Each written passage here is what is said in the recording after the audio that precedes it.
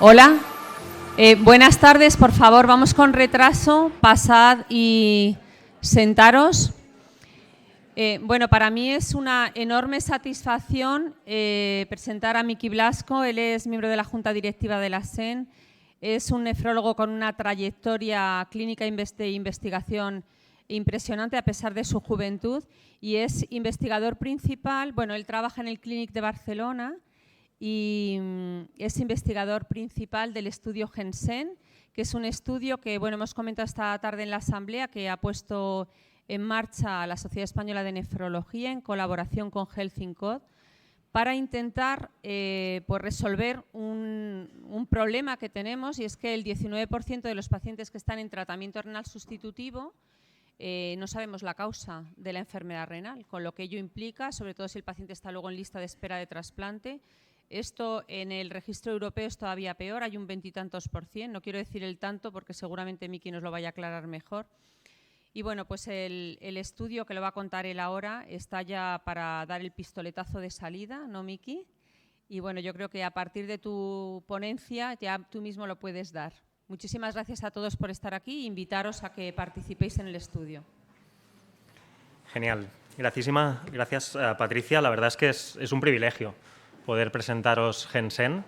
Lo comentaba antes en el grupo de trabajo de enfermedades hereditarias. Ha sido algo muy rápido. Hemos tenido que ponernos en marcha muy rápido porque necesitábamos tener un proyecto escrito, pero evidentemente nos gustará haceros partícipes a todos, en especial al grupo de enfermedades hereditarias de la SEN, pero a todos los miembros de la SEN y, en definitiva, para el beneficio del cuidado de nuestros pacientes. Estos son mis conflictos de interés y yo creo que los americanos, y nosotros también, pero los americanos son muy buenos a la hora del marketing, ¿no? Y cuando hablan de enfermedad renal crónica tienen estos flyers con estos logos, ¿no? Y nos dicen, es una enfermedad común, es una enfermedad grave y es una enfermedad con unos costes muy importantes de salud, en primer lugar para nuestros pacientes y luego a nivel económico para nuestra sociedad a nivel económico. Nos hablan en este caso de su población, nosotros os daremos datos de nuestro medio, pero sobre todo ya apuntan pues, algunos de los factores donde debemos incidir. Y hay un factor importante que es la historia familiar, porque gran parte de nuestros pacientes pueden tener una enfermedad hereditaria.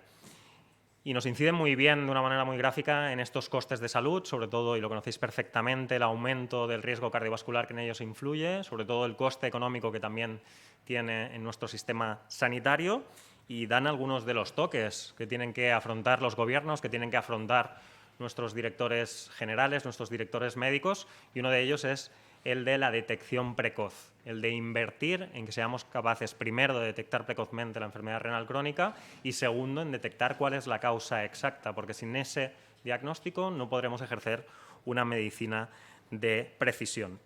Y como decía Patricia, tenemos en nuestro medio, y quizá este es el europeo, un porcentaje de pacientes aún hoy en día catalogados como enfermedad renal crónica de etiología no filiada que son inasumibles. Ver lo que hay en el registro de la era DTA con un 27% o el registro americano con un 14% no debería ser asumible. Si bien es verdad que algunos pacientes llegan en una fase muy terminal, donde difícilmente una biopsia puede darnos las claves, tenemos otras herramientas a nuestro alcance que debemos poner en práctica y muchas veces no es posible realizarlas. Y sobre todo ver que la segunda causa y la tercera es la hipertensión y la diabetes, y especialmente la hipertensión puede ser un signo de otra enfermedad de base y lo catalogamos como tal. Por tanto, quizá el porcentaje aún es superior de aquellos que realmente no sabemos qué está sucediendo a nivel renal y, por tanto, nos estamos perdiendo la oportunidad de ofrecer un tratamiento dirigido, de saber qué riesgo tiene este paciente si se enfrenta a un trasplante, de recurrir la responsable de su enfermedad renal crónica terminal. Y estos son datos nuestros, de los pacientes prevalentes, en este caso en tratamiento sustitutivo renal en el año 2020, 64.000, y mirad cuál es la segunda causa. Sigue siendo la no filiada. Si bien es verdad que aquí también es importante que nos pongamos serios en los registros, que seamos capaces de, con la capacidad que tenemos cada vez mayor de hacer diagnósticos genéticos, de incorporar no solo la poliquistosis, que es algo que registramos muy bien, sino hoy, por ejemplo, se ha presentado pues, un registro de Alport, que es fundamental y que algunos catalogan como la segunda, si no la primera causa de enfermedad hereditaria a nivel renal. Por tanto, con algunas limitaciones, aún la segunda causa a día de hoy es la no filiada y esto no es posible. Son 11.639 pacientes prevalentes en nuestro medio. La enfermedad renal hereditaria, como sabéis, puede afectar a todos los estamentos de la nefrona y puede ir acompañado incluso de otras manifestaciones a nivel sistémico. Es un abanico muy amplio, algunas tan frecuentes, como decíamos, como la poliquistosis o el Alport, y otras realmente ultra raras. Estas son algunas de las estimaciones que tenemos en nuestro medio de enfermedades hereditarias. Difícil de decir si son reales o no, porque no tenemos estudios bien diseñados. Y lo que queremos presentaros hoy es un proyecto que, como decíamos, queremos contar con toda la sociedad, en especial con el grupo de hereditarias, pero con toda la sociedad, para intentar disminuir este porcentaje de pacientes que van a diálisis o llegan a una etapa final, a un estadio 5, sin un diagnóstico muy claro. Es una colaboración y una lideración, por así decirlo, de la SEN. Habéis visto los investigadores principales, pero contamos con todos vosotros y en colaboración con Health in Code, y hasta ahora tenemos ya el soporte tanto del Departamento de Enfermedades Raras de Alexion como de Chiesi, y lo que esperamos es incorporar pues, nuevas fuentes de financiación, tanto a nivel privado como a nivel público, para que podamos hacer extensible a cuanto más pacientes mejor este ensayo clínico. ¿Cuál es la hipótesis de trabajo? Pues que un alto porcentaje de los pacientes con insuficiencia renal crónica avanzada y por tanto ya en estadio 5 que no tienen una causa clara podrían tener una enfermedad renal hereditaria y por tanto que un estudio genético con las técnicas de última generación nos permitiría identificar cuál es la causa exacta en un porcentaje importante de pacientes y el diagnóstico de certeza lo que nos daría es un tratamiento individualizado, una medicina de precisión. Por tanto, el objetivo principal es claro, realizar un estudio genético completo a pacientes de nuestro medio que tengan una enfermedad renal crónica estadio 5 sin una causa clara, con el fin, como decíamos, de aumentar los pacientes con un diagnóstico etiológico y que esto les ofrezca tanto a ellos como a la familia un pronóstico claro y en algunos casos un tratamiento etiológico que pueda cambiar la historia natural de su enfermedad o cómo afrontar el riesgo de recurrencia en el trasplante si existen actitudes preventivas o profilácticas. ¿Cuáles van a ser los objetivos específicos? El primero va a ser analizar mediante una tecnología de Next Generation Sequencing un panel de 529 genes responsables de enfermedades renales hereditarias. Además, se van a aplicar diferentes tecnologías que nos permitan un diagnóstico de enfermedades hereditarias que tienen cambios en regiones intrónicas, que no detectaríamos con el Next Generation Sequencing, como por ejemplo el MUC1, confirmación de las variantes mediante técnicas como el Sanger, el MLPA o la PCR. Evidentemente, correlacionar las variantes patogénicas identificadas con la historia familiar y personal y, evidentemente, realizar estudios, comunicaciones, publicaciones con todos esos resultados que puedan beneficiar a toda nuestra comunidad de pacientes y también de especialistas en nefrología. El diseño es sencillo, es un estudio de cohortes multicéntrico para evaluar la utilidad diagnóstica de estas técnicas en la enfermedad renal crónica avanzada de etiología no filiada en España y la población a estudio, el criterio de inclusión es que sean pacientes jóvenes más que pacientes jóvenes, perdón, lo explico bien, pacientes que hayan llegado a un filtrado inferior a 15 o que ya estén en algún tratamiento sustitutivo renal antes de los 45 años. Por eso podemos incluir desde pacientes en la edad pediátrica a pacientes que ahora tengan 60 años, que lleven 10 años trasplantados, pero que el inicio del tratamiento sustitutivo renal fue antes de los 45 y, sobre todo, que no tengan una causa clara de cuál fue la patología que los llevó a una enfermedad renal crónica estadio 5. ¿Qué vamos a hacer los clínicos? Pues evidentemente ver que cumpla los criterios de inclusión, informar al paciente, tendréis una hoja de información al paciente a vuestra disposición, a partir de ahí si firma ya lo podemos incluir, tendréis que, como veréis a continuación, incluir unos mínimos datos a nivel clínico y familiar y a partir de entonces ya la podemos incluir. La única intervención que vamos a hacer es obtener una muestra del paciente, que puede ser o bien una muestra de sangre o bien una muestra de saliva con un kit que nos facilitará Health in Code y que podemos aprovechar y cuando vengan a la extracción que tengan a nivel asistencial, sacar un tubo de 3-5 mililitros de EDTA, quedar con Health in Code, que vendrá a buscar la muestra con un mensajero, la enviará a sus laboratorios y a partir de aquí empezará el estudio de estas muestras. ¿Qué vamos a hacer? Como decíamos, diferentes tecnologías, el Next Generation Sequencing con este panel de 529 genes, diferentes análisis de los SNV, los INDELS, los CNV y estos son un poquito las etiologías más frecuentes que se van a buscar dentro de esos paneles, pues sobre todo glomerulopatías, tubulopatías, enfermedades quísticas y malformaciones congénitas. Hasta ahora estos son los 45 centros que ya han manifestado después de que publicitáramos el estudio a través de una newsletter, pero no os preocupéis, si hay algún centro que no nos lo ha notificado hasta ahora, puede incluir pacientes, se pondrá en contacto con nosotros, necesitamos una persona de referencia con un mail, con un teléfono para que podamos comunicarnos de manera íntima con ellos, y la estimación de estos 45 centros, como veis, ya son de más de 1.600 pacientes. Probablemente es una estimación muy al engroso. Probablemente cuando empecemos el estudio veamos si somos capaces de reclutar tantos pacientes, pero de momento intentaremos estudiar tantos pacientes como la financiación nos permita.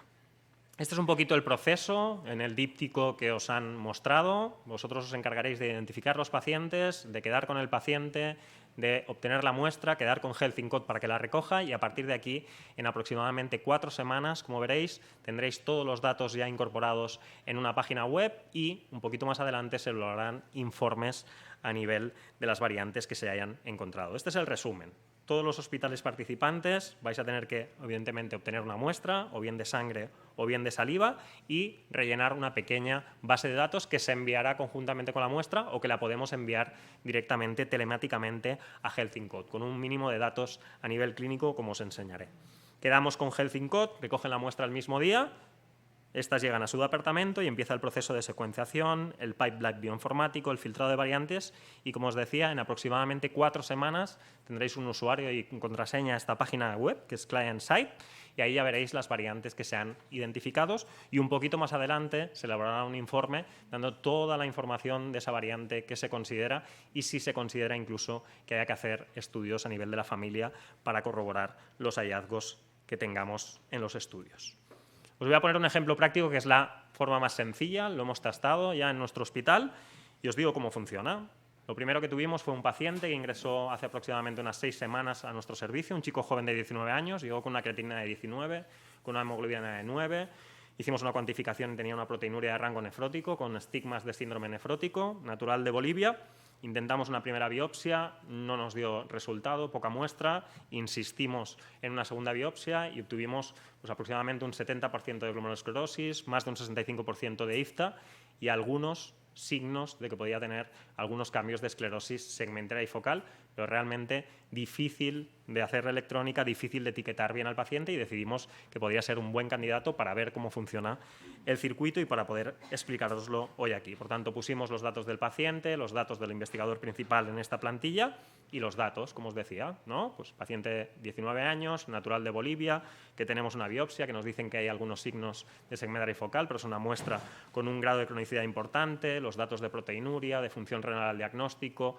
Aquí, si fuera más completa y hubiéramos tenido más seguimiento a la historia del paciente, podríamos haber rellenado más cosas, pero es un paciente que ya directamente inició programa crónico de hemodiálisis, sin malformaciones renales, sin alteraciones auditivas, sin alteraciones oculares. Bien, hicimos firmar el consentimiento por el investigador y por el paciente, y esto es lo que enviamos conjuntamente con una muestra de sangre, un tubo de 5 mililitros de DTA a Health in Code. ¿Cómo lo hicimos? Pues previamente quedamos con ellos, tenéis un correo electrónico, tenéis un teléfono, se adaptan muy bien de lunes a jueves, que no hay algún festivo por medio, y directamente el mensajero acude a donde vosotros digáis, a la hora que digáis, recoge las muestras y se las lleva a Health in Code sin coste. Como decía, con la solicitud que os he enseñado antes, con este mínimo de datos a nivel clínico. Lo que hace Health in Code es recibir la muestra, se asegura de que sea una muestra adecuada y a partir de aquí empiezan todos los pasos que veis a continuación, que acaban pues, inicialmente en el volcaje de todas las variantes después de un filtrado exhaustivo por Health in Code de las mismas.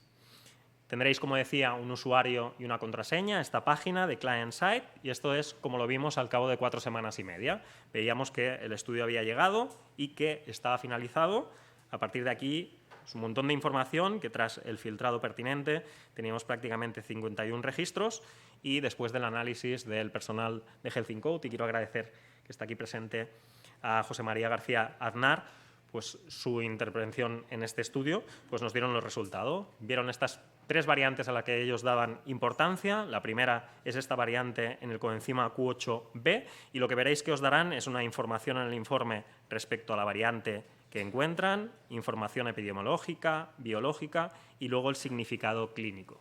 Es decir, que se elaborarán informes completos que intentarán ayudar al clínico a orientar si este paciente tiene una enfermedad hereditaria. En este caso, la verdad es que nos hizo estudiar, es una mutación en el gen del coenzima Q8B que ha estado asociado en la literatura, en diferentes publicaciones, a lo denominado síndrome nefrótico tipo 9 y que se asocia frecuentemente en los pacientes a una segmentaria focal que se manifiesta en forma de síndrome nefrótico típicamente córtico-resistente. La segunda variante, nuevamente en heterocigosis, en el gen del coenzima Q8B, y una tercera variante que se catalogó de significado incierto en el gen del COLA4.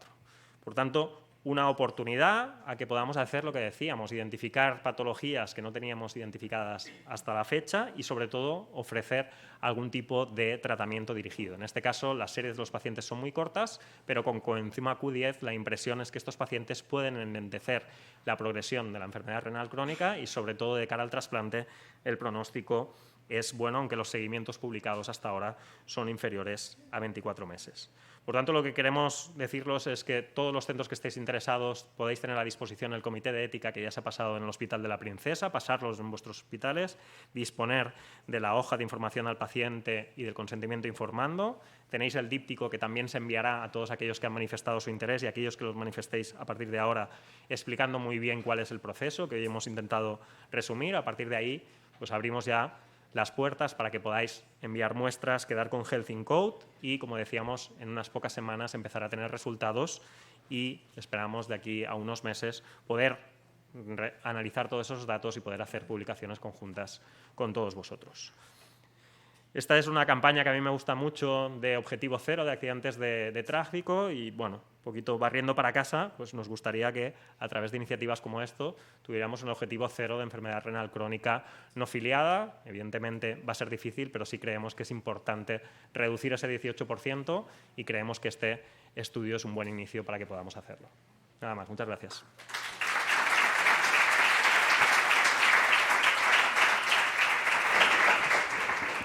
Miki, muchísimas gracias. Lo has explicado clarito y además en tiempo récord.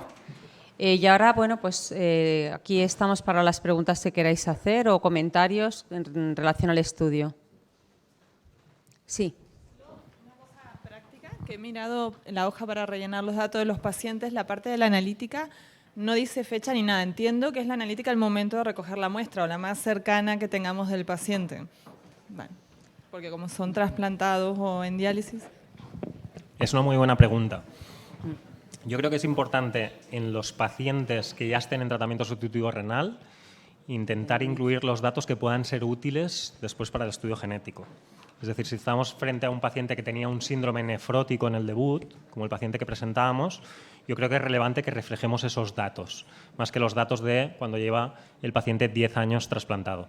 Pero es una buena pregunta y es algo que creo que tenemos que analizar. Sería importante añadir la fecha de esa analítica, porque como luego tendrás la edad de entrada en diálisis... Sin duda. Para ponerlo en la Sin duda. Yo creo que cuando empecemos a recoger pasarán precisamente estas situaciones que tendremos que resolver y tendremos que ir adaptando.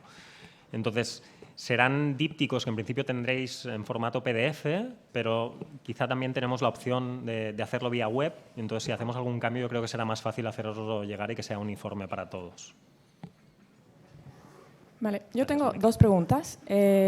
Una pregunta es, entiendo que el laboratorio dará el informe genético, ¿verdad? Y aquellas variantes de significado clínico incierto las tendrá que interpretar igualmente el clínico al finalizar el estudio. Y otra pregunta era que muchas veces cuando tú analizas tantos genes, hay genes que puedes encontrar hallazgos patológicos secundarios y hay genes que, bueno, son complicados, por ejemplo, genes que pueden causar tumores. Esto se le explicará también al paciente. En tema de consentimiento informado también pienso que debería estar como constar esto. Sí, en el consentimiento informado que haremos llegar a Health in Code para que viaje con las muestras es tan sencillo como el que os he enviado. Es decir, la firma del paciente, la firma del investigador principal. Pero hay que es el que pasó el comité de ética, que específicamente resuelve esa cuestión. Es decir, que en el caso de encontrar hallazgos que puedan tener, si quieren saberlo o no quieren saberlo. Entonces, el informe, la propuesta inicial es que Health in Code lleve el peso, pero que haya una comisión de expertos donde haya parte de representantes de la Sociedad Española de Nefrología y probablemente a nivel de genetista, que antes de liberar esos informes los analicen, los interpreten y añadan aquello que consideren que sea relevante para el caso. Incluso que puedan pedir luego alguna información adicional a los clínicos para completarlo. Yo creo que es importante que haya ese análisis, más que el informe en frío, sino que luego una comisión de expertos que se había elucubrado que los investigadores principales, pero sobre todo habíamos contactado con Rosetorra, con otros miembros de la sociedad que yo creo que es importante que estén, y luego con genetistas que puedan estar en vuestros centros que creáis que puedan aportar valor y que puedan ayudar.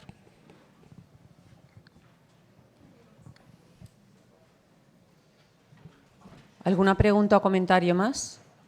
Ah, sí, perdona.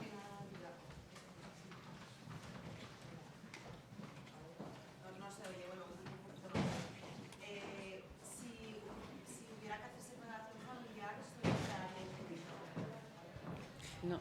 Esa es una buena pregunta. Que de hecho en este caso... Repite la pregunta por si no la han oído el resto. Ahora, Sí. Vale. que si hubiera que hacer segregación familiar estaría incluido. En este caso hay que hacerla, en el caso que yo os presentaba. Y es algo que hemos hablado ahora justo antes de entrar con Health in Code, porque era una pregunta que a mí me rondaba la cabeza. En principio no estaría incluido en el paquete que nosotros hemos definido. Pero son estudios que si evidentemente no se pueden hacer en el centro de referencia, buscaremos el encaje para que de alguna manera se puedan cubrir. Porque es importante a la hora de toma de decisiones, el trasplante de donante vivo, etcétera, etcétera, y la información a la propia familia. Por tanto, a día de hoy, dentro del ensayo, no lo habíamos incluido, pero si no puede resolverse por otras vías, yo creo que tendremos que buscar la fuente de financiación en aquellos casos que sea imprescindible realizar para todo el pronóstico que van a llevar para el paciente y para la familia. Yo creo que es importante. Y para confirmar, en este caso, para confirmar. Al fondo tenemos otra pregunta, por favor, pasar el micrófono.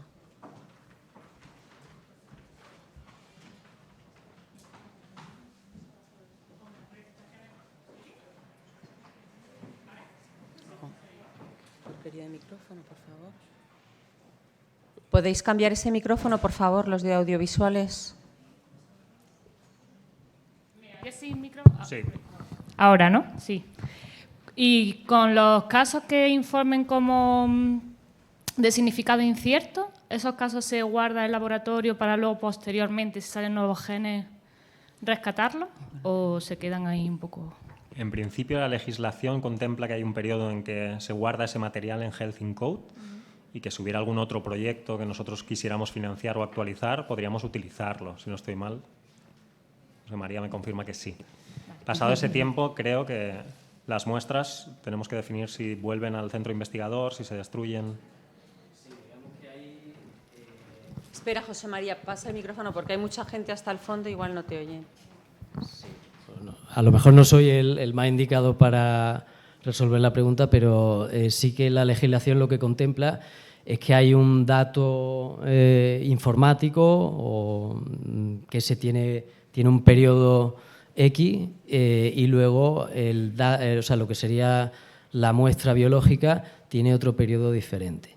Y cuando pasan esos plazos contemplados por ley, entonces se informa al cliente, en este caso, al peticionario, qué decisión toma, si se siguen guardando por un periodo más expandido o se devuelve parte del material.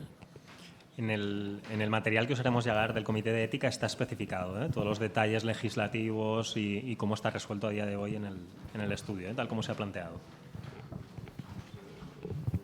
Otra pregunta.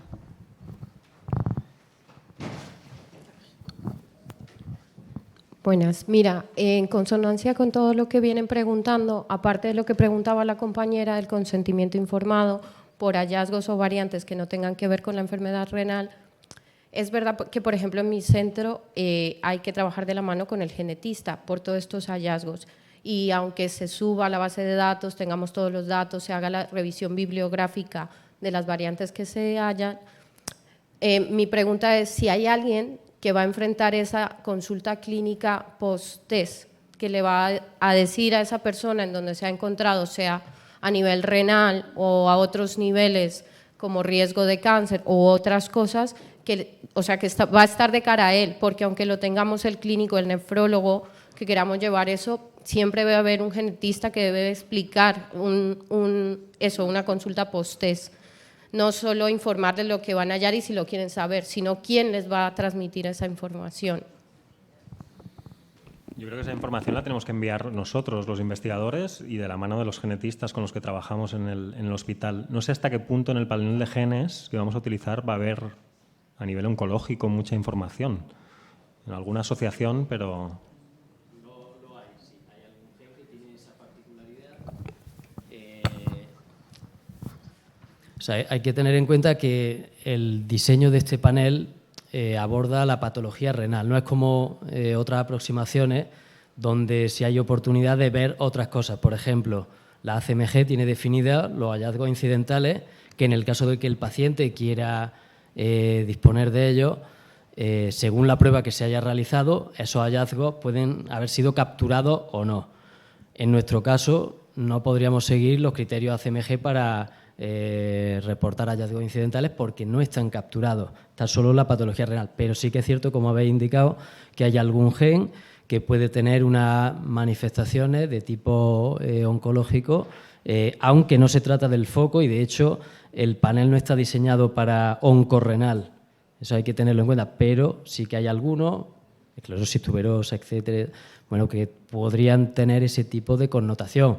Véase el caso de que un paciente esté explicado genéticamente su causa, su enfermedad renal crónica, pero a mayores disponga de unas variantes o una causa genética justificada que puede tener a largo plazo o entre familiares algún tipo de connotación de este tipo. Lo del consejo genético que estáis hablando, a mi modo de ver, seguiría el flujo habitual que tenga el hospital reglado. Si hay un consejo genético asociado a todo ese proceso, bien las unidades de nefrología en compañía de los genetistas deberían de dar ese paso siguiente.